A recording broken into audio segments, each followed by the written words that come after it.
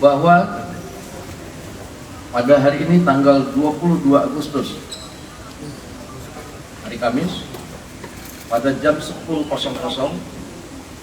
setelah kemudian mengalami penundaan selama 30 menit, maka tadi sudah diketok bahwa revisi Undang-Undang Pilkada tidak dapat dilaksanakan.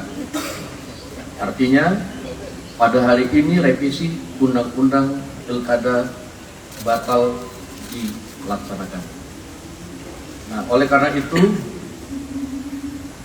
sesuai dengan mekanisme yang berlaku, apabila mau ada paripurna lagi harus mengikuti tahapan-tahapan yang diatur sesuai dengan tata tertib di DPR.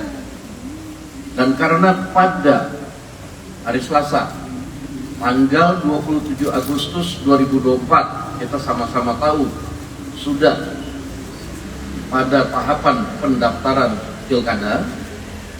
Nah, oleh karena itu kami tegaskan sekali lagi, karena kita patuh dan taat dan tunduk pada aturan yang berlaku, bahwa pada saat pendaftaran nanti karena RUU Pilkada belum disahkan menjadi undang-undang, maka yang berlaku adalah hasil keputusan Mahkamah Konstitusi Judicial Review yang diajukan oleh Partai Buruh dan Partai Gelora.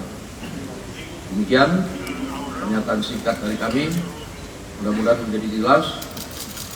Saya ucapkan terima kasih.